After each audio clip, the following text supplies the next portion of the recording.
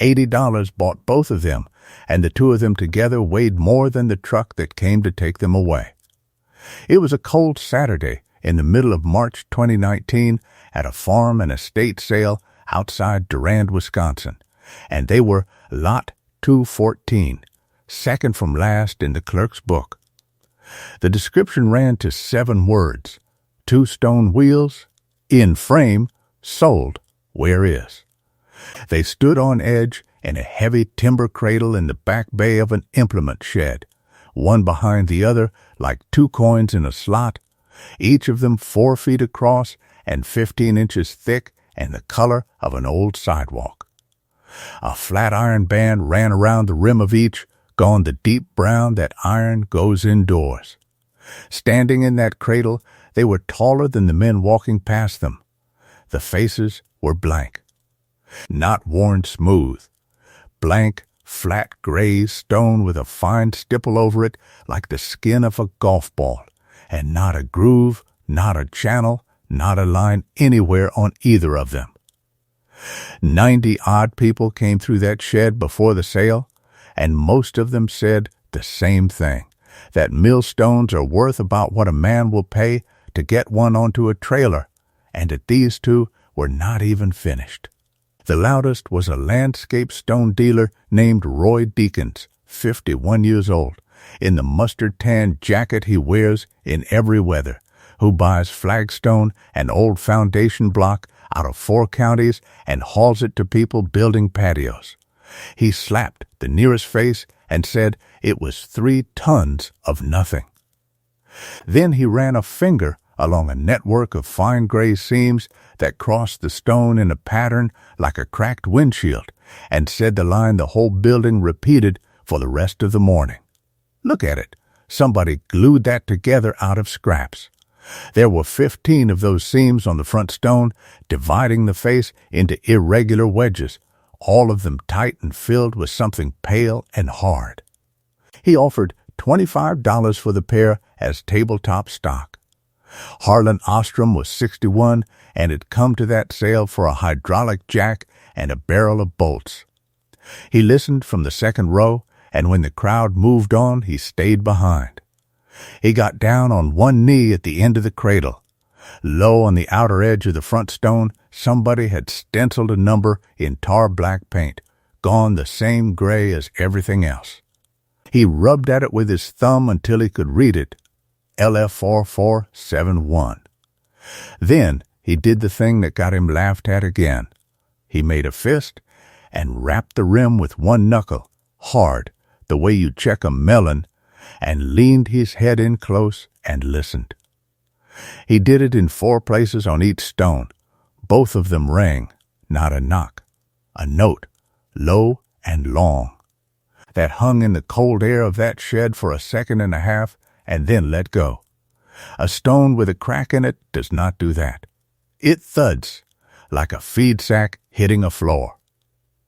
Harlan Ostrom had spent 34 years listening to grinding machinery, and he knew a ring from a thud the way other men know a voice on the telephone. The auctioneer reached Lot 214 at 20 past 1. He asked $500 to open, got silence, and walked it down out loud with the crowd laughing at him. $200, $100, $50. Somebody give me $25 and haul 'em off before the new owner puts a floor in here. Roy Deakins put a finger up at $25. Harlan Ostrom said 80, straight over the top of him, skipping every increment in between, and the whole shed turned around to look at him. If you've made it this far into Harlan's story, hit subscribe, because what happens next is the part I've been waiting to tell you.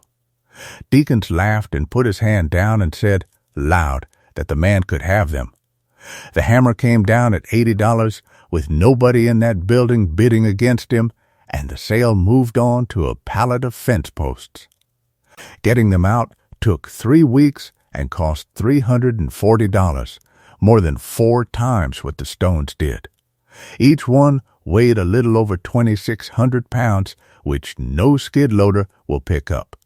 He hired a wrecker with a boom, and 2 men walked each stone out in nylon straps hanging 6 inches off the dirt.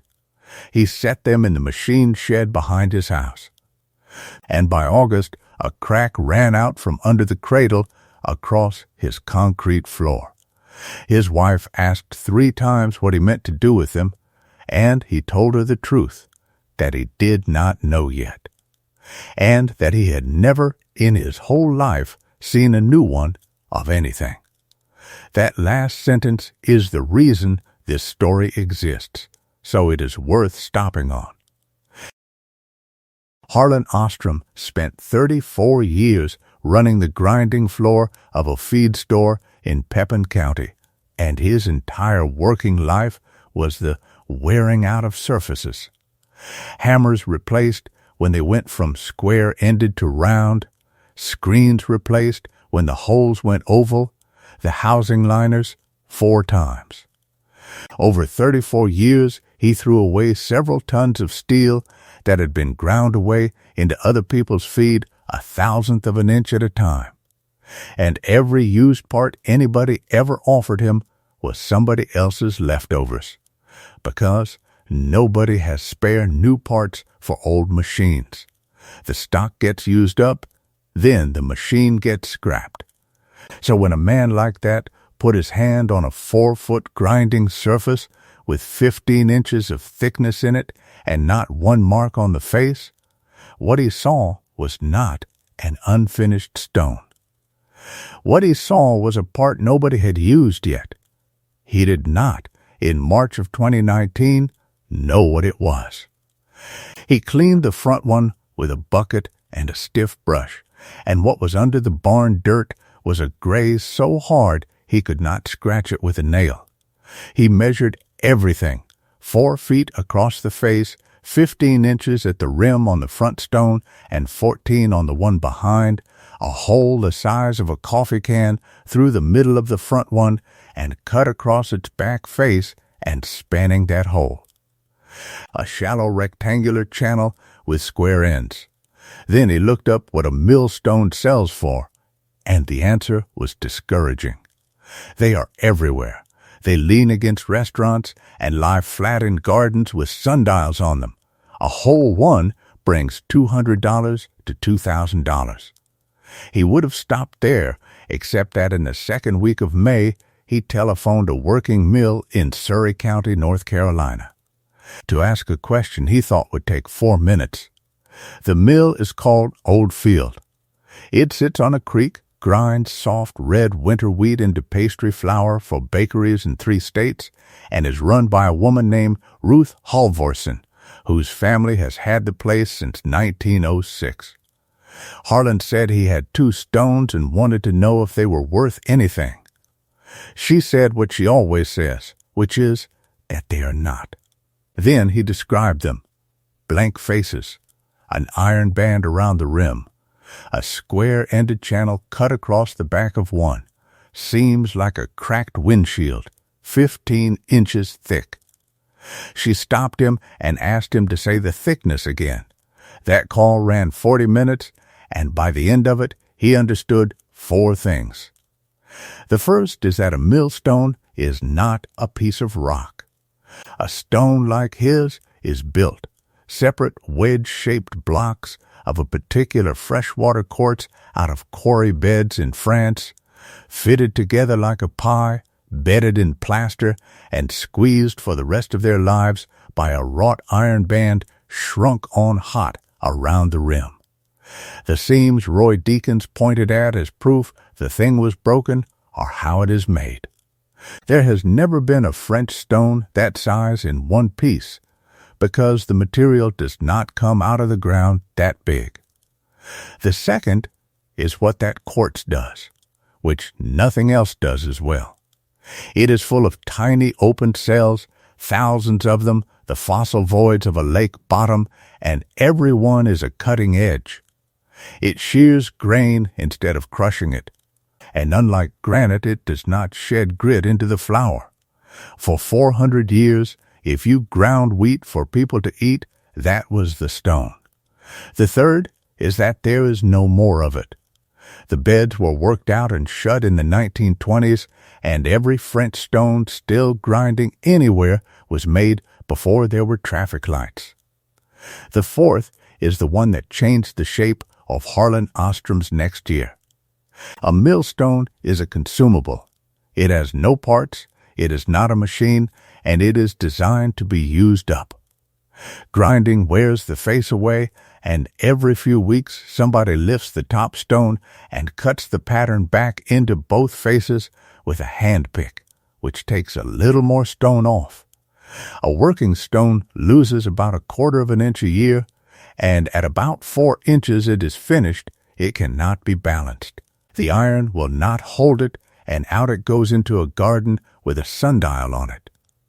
Ruth Halvorson's runner stone, the one turning in her mill while she was on the phone, measured 6 inches at the rim. She had been buying used stones out of closed mills for 20 years, and every one was near the end. That is the only kind there is. An open mill does not sell its stones. A closed one sells the stones it wore out. She had 8 years of grinding left in a building her family had run since 1906, and nowhere on earth to buy more. And a stranger in Wisconsin had just described to her, over the telephone, 2 stones with 15 inches on them and not one furrow ever cut. She did not say anything for about 10 seconds. Then she asked the question that took 5 months to answer. If they are what you say they are, then somebody bought them and paid the freight from France to Wisconsin. So why did nobody ever cut them? Because that is the part that does not fit. A stone like that was the most expensive thing a small mill ever bought, and nobody buys one and leaves it in a shed. She could not spend money on a story. Before she bought anything she needed, 2 things proved that the stone was genuinely French and that the faces had never been worked, because a worn stone can be turned over and cut flat again. And from 6 feet away, flat is flat. 2 things to prove and 1 question to answer. Harlan started with the question, because the question had a number on it, LF4471, stenciled in tar on the rim. It took him from the end of May into July. 4 wrong turns. Then a woman at a county historical society who knew where to look. The number was a shipping mark, and it matched a line in the freight book of a mill supply house in Milwaukee, in a box the society took in when that place was cleared out in 1974. The entry is 1 line. Dated the 4th of October, 1889, a pair of French burr stones, 4 feet, forwarded to a customer at Bear Creek in Pepin County, Wisconsin, and it gives the customer's name, Ivar Krog. Krog came out of Norway in 1881 and spent 8 years building a mill on Bear Creek. There is a photograph of it in the county collection, taken in the autumn of 1889 with about 30 people standing in front of it. He had a dam, a head race, a wheel, a shaft, gearing, and a building. What he did not have that day was stones, because they were on a train. They arrived that November and were set in their crates in the shed against the mill's north wall to be built in when spring came. The water came up in the 3rd week of April 1890. It came up 9 feet in a night and a day, and it took the dam, the head race, and the whole east wall of the mill off its foundation. Krog spent the next 14 years trying to put it back. The bank holding his note would not lend against a mill with no dam. He got the wall rebuilt and never got the dam. He was 58 when he was buried in 1904, and the mill never ground a bushel of anybody's wheat. The stones stayed crated because his widow knew what they had cost. The freight book says $327 for the pair delivered, which in 1889 was more than 40 acres of good ground. The family kept them the way families keep the thing that broke somebody. In 1911, the mill became a feed store, And in 1953, with the crates rotted through, the owner rolled the stones on edge into the back corner and parged the backs and rims with gray cement left from a milkhouse floor, meaning to protect them. In March of 2019, the building went at auction with everything in it. 130 years. 2 stones with 15 inches of grinding in them, sitting 40 feet from a creek, and not 1 hour of it ever spent. Harlan typed all of that into 5 pages with copies of the freight book and the photograph and sent it south. Ruth Halvorsen read it twice and said she was sending somebody to look. The somebody was a milling consultant named Brant Lowry, who has by his own count examined more than 300 stones. He came on the 9th of July with a work light, a scraper, a hand lens, and a bottle of dilute acid, and he did not like anything he found. He started at the back, because the back tells you how a stone was built, and found a hard, gray, cementitious skin with bright galvanized wire showing through it. He put acid on it, and it fizzed the way cement fizzes. Then he took the lens to the face, looking for the open cells that are the whole point of French quartz, and could not find one. Under the lens, it was a uniform close gray, with no voids at all. There was an obvious explanation, he said, and it was not a happy one. From the 1890s to about 1940, American makers turned out thousands of what the trade called composition stones, or artificial burrs, quartz chips and emery cast into a cement matrix over a wire backing in exactly these sizes because they cost 1/3 as much. Cast, so uniform. No cells because no fossils.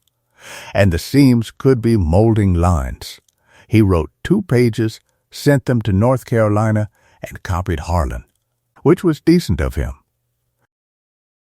In his professional opinion, these were American composition stones of the early 20th century. Their value was ornamental, and no mill should run them. Ruth called on a Thursday evening. She was not unkind, and she did not hedge. She had 1 mill, it fed 11 people including her, and she could not hang it on a maybe. She said the 5 pages about Ivor Krog were the best thing she had read all year. And then said no. 9 days later, Roy Deakins backed a flatbed up to that machine shed with a diamond saw chained to the deck and offered $900 for the pair to cut into tabletops. He had been right in March, he said, and was still right in July, and a man ought to know when to take his money back and quit. Harlan told him no, and has said since that it was pride and not judgment. Because at that point he had $80 and $340 and 5 pages about a Norwegian in the ground since 1904 and a crack in his floor and nothing else. What broke it open was a telephone number Ruth Halvorsen had given him in May and he had not used. There are fewer than 30 people in this country who cut a dress into a millstone for money. One is Otis Fenn, 78 that year, outside Vincennes, Indiana, who has been putting a pick to stone since 1966. Harlan called to ask what a dressing would cost and spent an hour answering questions instead. Fenn asked 2 that mattered. The first was whether there was a metal band under the cement and how it was joined.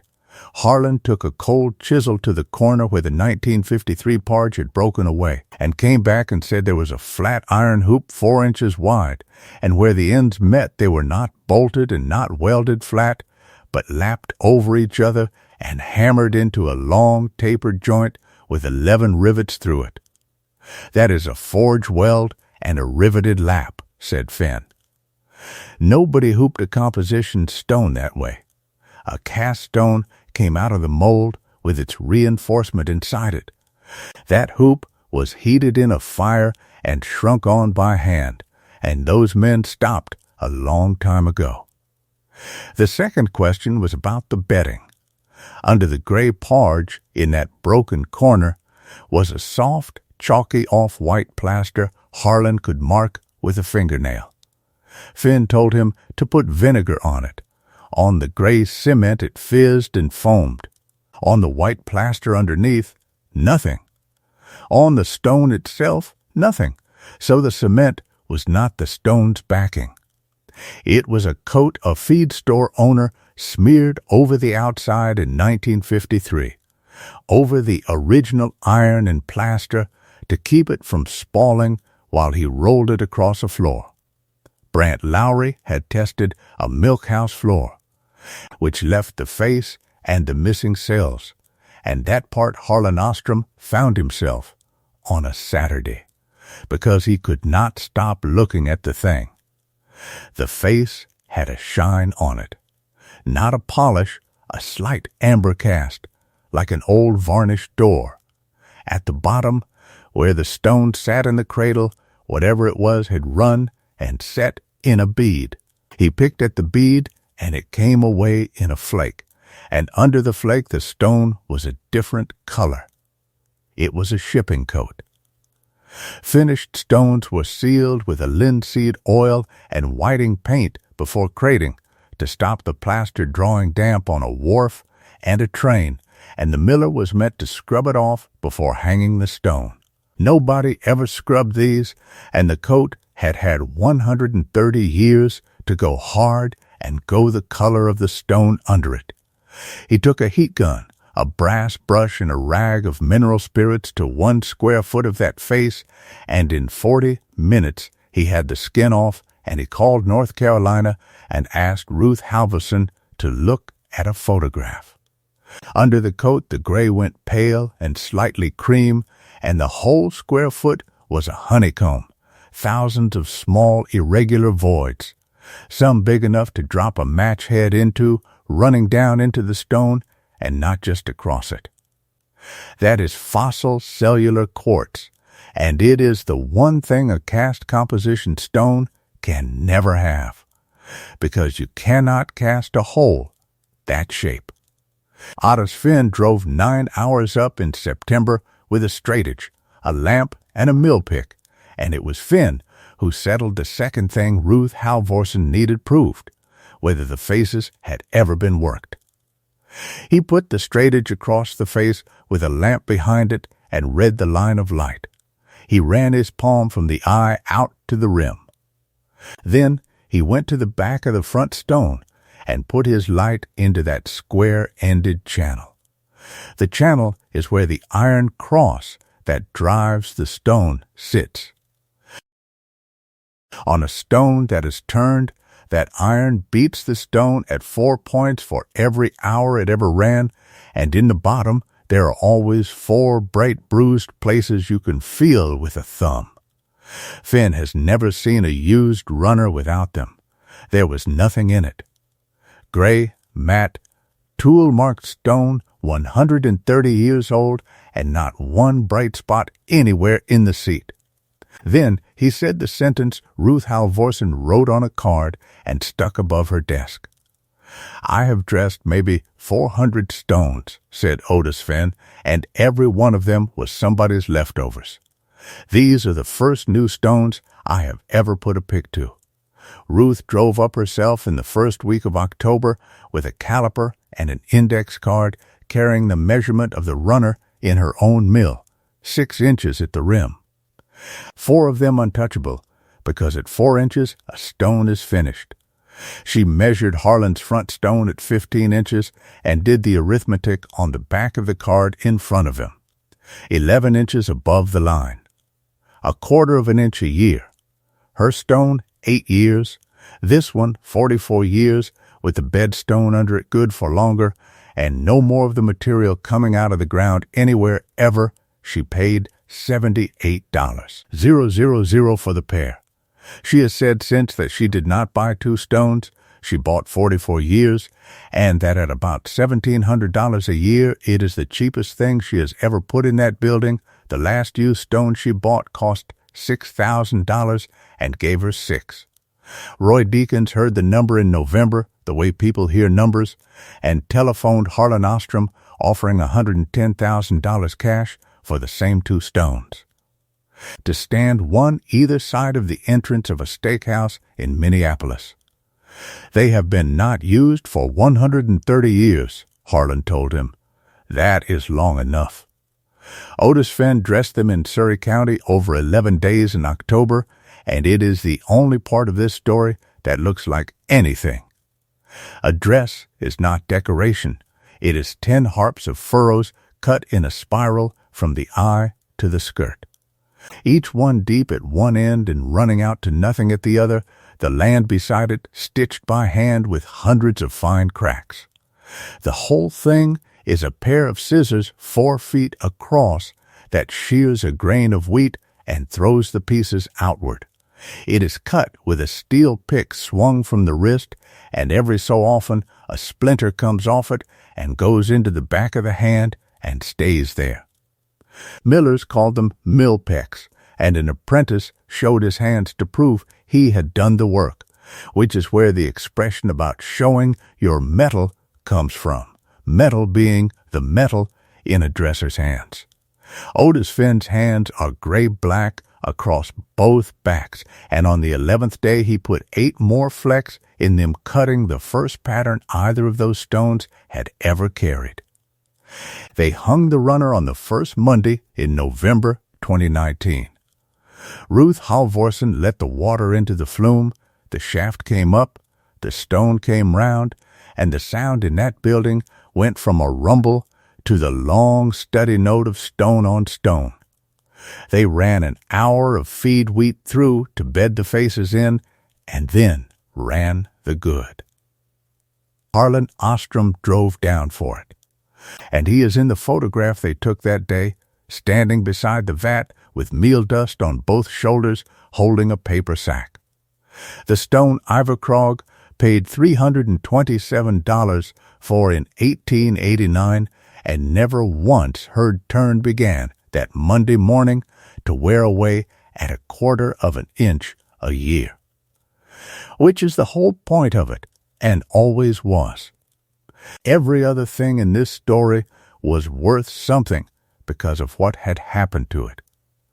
These two were worth $78,000 because nothing ever had.